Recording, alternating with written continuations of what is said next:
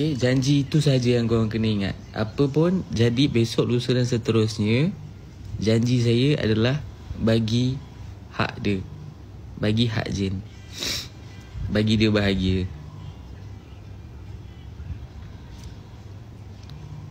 Macam mana yang korang nak tengok. Korang nak tengok Jin bahagia kan. Kesian kat dia kan.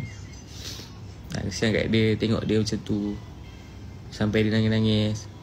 Kesian tu kat dia. Saya pun kesian kat dia. Saya sendiri pun kesian kat dia, apatah lagi korang. So jangan risau. Janji saya adalah saya akan bagi kebahagiaan Jin apa yang Jin minta.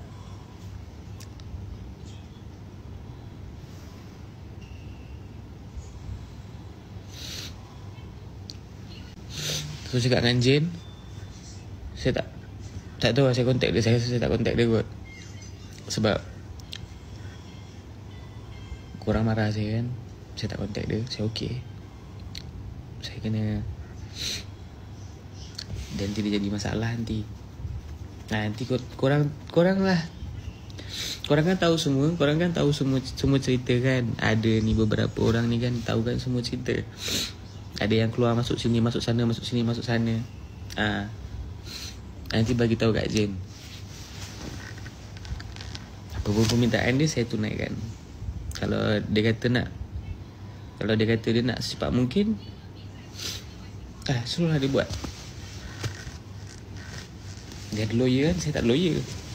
Saya tak pakai lawyer. Hari tu pun saya pergi seorang. Saya pergi seorang. Saya tak pakai lawyer. So korang pergilah bagi tahu kat Jin.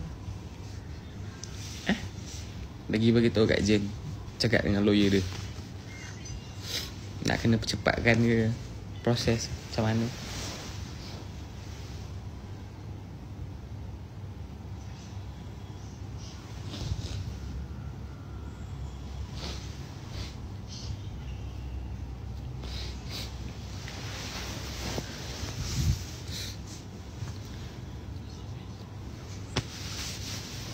Mana dia nangis, brother?